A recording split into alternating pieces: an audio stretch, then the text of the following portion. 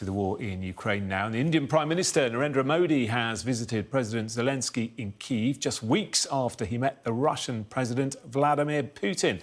Our military analyst, Sean Bell, joins me now. Good to see you, Sean. I get the sense there's a bit of bridge building going on here.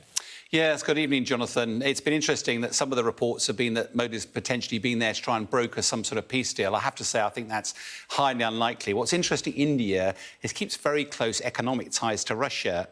Literally over the last 3 years, India's been importing a lot more oil, 20 times as much oil over the last 3 years. But it also relies on trade with the West. So it carries this really fine line trying to keep between the two. But last month, Modi visited Russia, was in the Kremlin, and ended up having a hug with President Putin. Unfortunately, that image that went pretty viral, we've got it here, happened literally an hour or two after Russia had launched an attack against the children's hospital, if you remember, ending up resulting in a lot of children getting killed.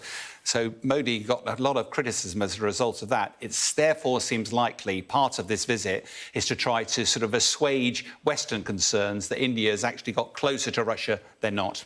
OK, and when it comes to the conflict, Ukraine has made this remarkable progress in Kursk. What is Putin thinking now? What are his options, do you think?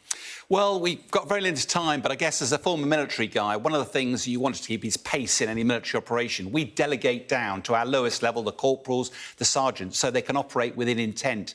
Russia doesn't do that. They put all the decision-making back up. So it's got to go all the way back up to Putin, and it ends up with this strategic paralysis, which is probably what's happening here. Eventually, Putin's going to have to deal with that pocket, but also how on earth you deal with the 1,200 miles of border, and reports suggest he can't put soldiers up there. He doesn't want to move them from the front line. Almost certainly he's going to have to arm his defence forces, his sort of, I think they're called territorial defence forces, but reports suggest he doesn't want to arm them, because if he arms them, he's arming groups that, like the Wagner group, Yevgeny Prigozhin, he wants to keep all the arms within the control of the military. So apparently the solution is to lock the arms away, unlock them when they're needed.